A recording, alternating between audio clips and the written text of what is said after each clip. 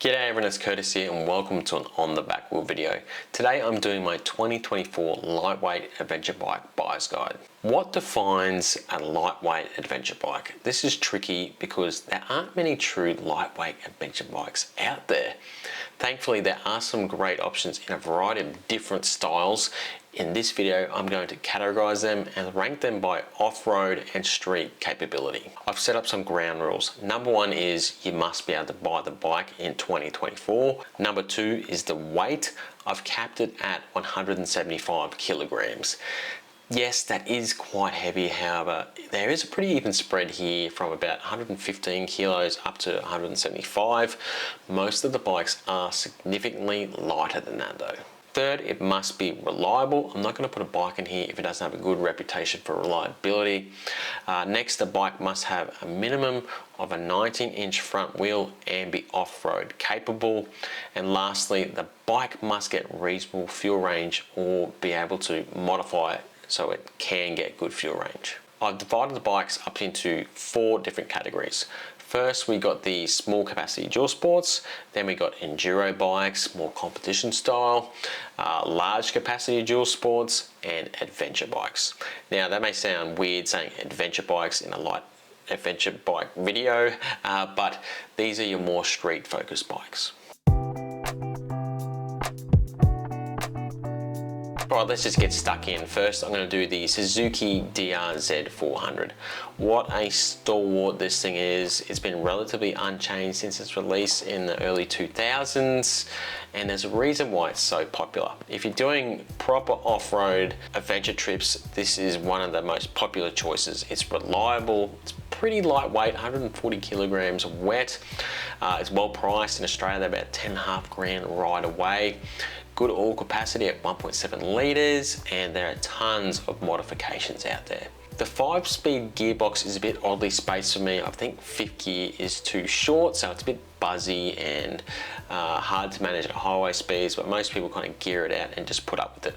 Overall, a fantastic lightweight adventure bike. All right, let's just chuck this up on the list. And next, we're going to put it to the right-hand side of that, slightly less off-road capable, the Kawasaki KLX 250 and KLX 300. Now, you may be thinking, why have we put the 250 in as well? Because in some countries, like Australia, you can't get the 300 in the dual sport version. And it's also carbureted. One of those weird things, I've got no idea why. Anyways, 137 kilograms, ready to go, 6-speed gearbox, fuel injected in the States now, good ground clearance, good suspension that is adjustable too. They are a very good bike and they have been recently updated for this year in the US. You do need a big tank, but once you put that on, a bash plate and a rear rack, some handguards, you're ready to go. Sure, they don't have a lot of power, but with that 6-speed transmission, it's well spaced, so you can shorten the gearing a little bit and still be okay on the highway. Very good bike, definitely recommend. To the right of that, I'm gonna put the Honda CRF 300L. Now this is just a very good kind of, I call it a around the world motorcycle because this engine and everything is sold absolutely everywhere, whether it be in street form or off-road form. Doesn't have a lot of power, about 27 at the crank, so slightly less at the rear wheel, but you're getting good ground clearance. It's very smooth. It's pretty good on the highway, surprisingly, since it's a street based motor. You get good oil capacity, massive service intervals, and they're cheap. Unfortunately, it is pretty softly suspended, so I definitely recommend getting suspension sorted. Fortunately, there are some cheap, well, relatively cheap modifications out there, some drop-in cartridges and different shocks you can put on them. Once you do that, you're pretty well ready to rock. It's very economical, however, I do still recommend putting on a bigger tank as well, but they're readily available. Good bikes, if a little bit bland, I suppose. Put that to the right of the KLX because of the suspension. The KLX is just pretty well ready to go straight out of the box. Very closely related to that, I've got the CRF 300 Rally. It's got the same base, guys, it's just got some other modifications to it. It's got a rally tower and fairing and a bigger tank. It's 12.8 litres in this. Very frugal engine, so that's going to get you some big Ks. You got a little bit more ground clearance. Unfortunately, it is a bit heavier. Some of that is the larger fuel capacity, but that's like a couple of kilos. The problem with this is they're pretty underpowered. They need some mods, and again, softly suspended. Once you've got some luggage on it and you load it up, you know, you want to pack pretty light in these style of bikes. If you're a bigger guy, it's going to be slow. There's no way to say it. They're a pretty slow bike, especially getting at those higher speeds on the highway when you want to overtake someone. But the base on them is very good, and they're well priced. They're about 1,000 Australian dollars more than Sierra 300L. Onto the Enduro bikes, and probably the most popular in the lightweight adventure bike category now. The caveat is they all need modifications. So on all these bikes, you're gonna have to put on a bigger tank. If you're really doing the bigger cage, you're gonna need a push drive hub as well. You need rear racks and protection. And most of the time, you need a better seat too. Now let's dive into the most popular bike in the range, the KTM 500 EXC. Tons of people have been setting these up for light adventure work for a long time. I think even have been ridden around the world now. That's with a caveat though, it was rebuilt and he did a lot of servicing on it, but they are very capable. Now most of the bikes on this list have a 1,000 kilometer recommended service interval. However, I would say on all of them you can stretch that out quite comfortably, and the 500 is no different. How they designed, they got plenty of power, so you're kind of lugging it everywhere.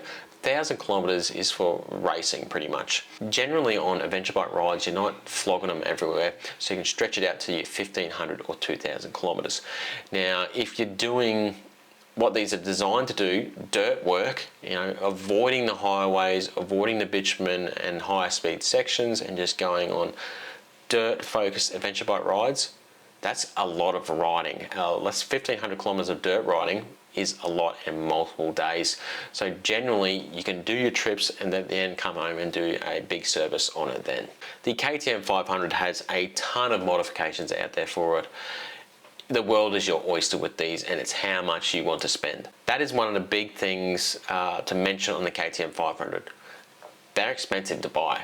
And along with the Husqvarna 501 and the Gas 500, that's a little bit cheaper, but they're all very expensive bikes. Then you're modifying them with, you know, your tank. If you do a push drive hub, that's, you know, expensive again. You can get away with that. Then all your other modifications, you're looking at several $1,000s more on top of, say, your $18,000 purchase price. That is an extremely expensive dirt bike. However, extremely capable, reliable, and an absolute weapon that will get you absolutely everywhere. Next we have the Gas 500 and the Husqvarna 501. These are essentially the same as the KTM 500. Think of the Husqvarna as the higher spec version and the Gas as the lower spec version. Everything else applies to these bikes, except these bikes have linkage suspension, so if you prefer that, go for that kind of thing. Otherwise, you also got the composite subframe on these, which can affect how you carry weight on the bikes, but it shouldn't really be an issue because you're not carrying a ton of weight on this style of bike anyway. But all the same things apply to these two bikes. Next, I've got the Sherco 500. This is a real dark horse now. It's really got a good reputation for reliability. In fact, a lot of tool companies are changing to this 500 because it is so reliable. They are pretty expensive, but they are very well spec'd, getting good quality KYB suspension, Akrapovic exhaust, an AXP bash plate, and they have a lot of accessories out there for them too, including a big tank. Definitely worth looking at. Don't sleep on the Shercos. Now all these bikes are basically competition bikes, except for this one.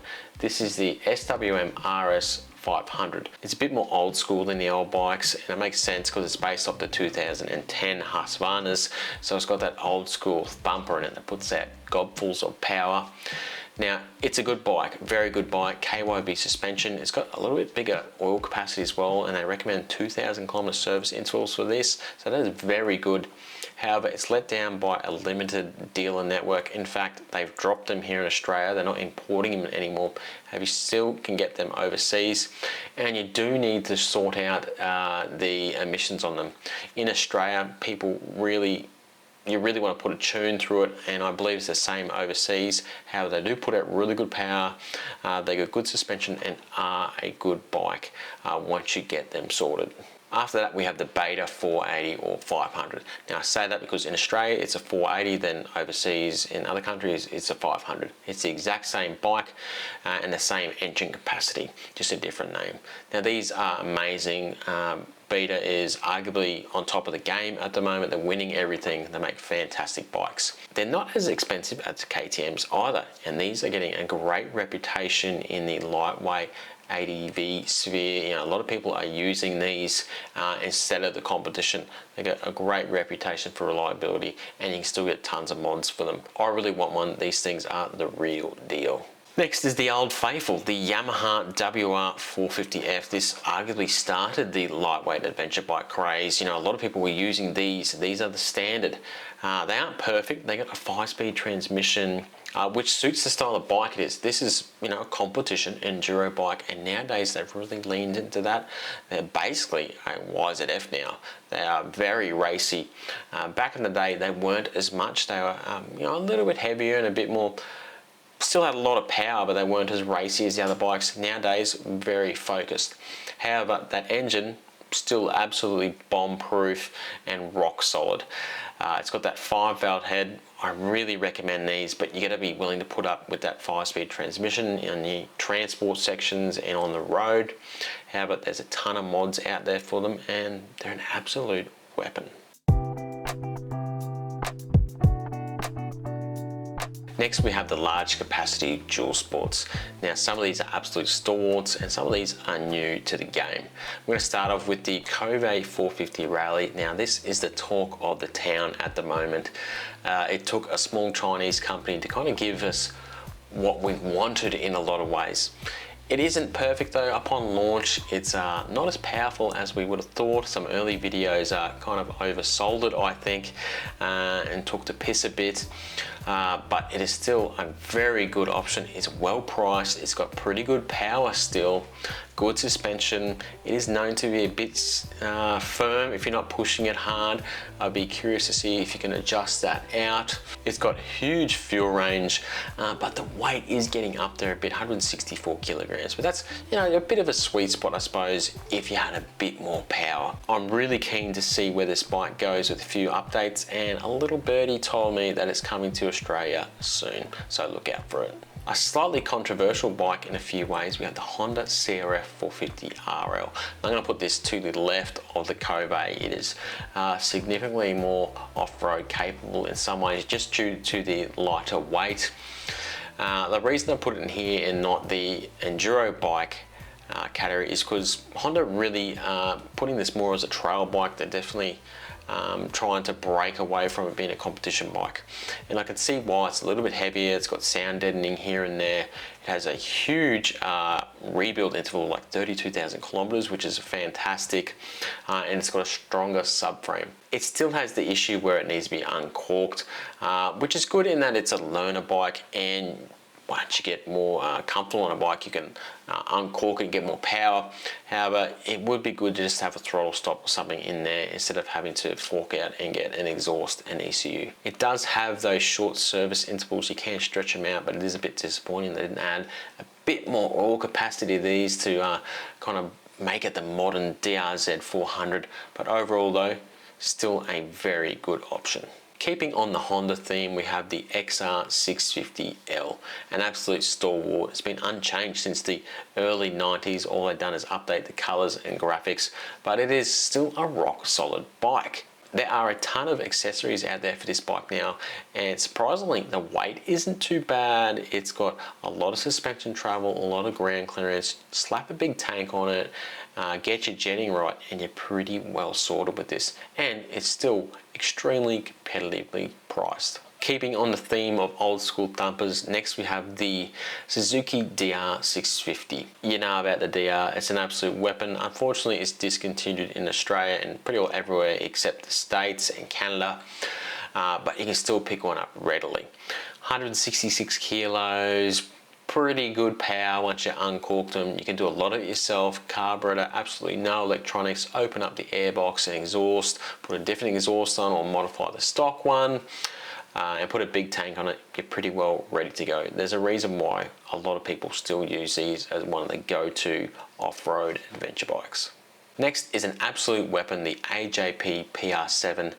This is probably the pick of them all at the moment, yet it's getting slept on because it's a smaller manufacturer. Early versions were rough, but they seem to have really refined them now and built on what was a really good base. Lots of suspension travel, good quality suspension of that, heaps of power. You got the rally tower and a pretty good size tank. These things are a weapon, definitely check them out.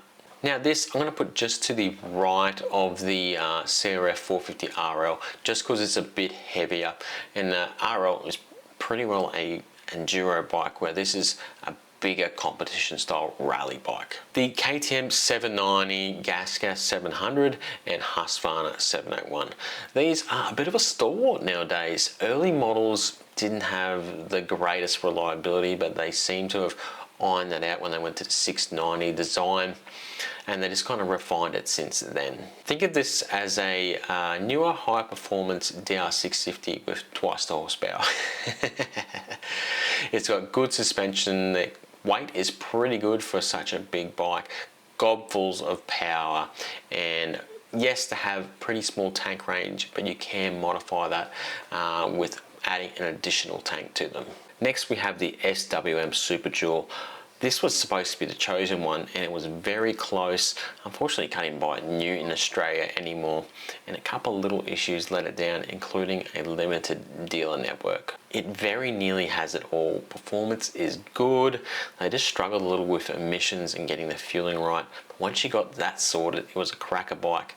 Pretty good weight, good protection, good fuel range, comfortable, and pretty good suspension.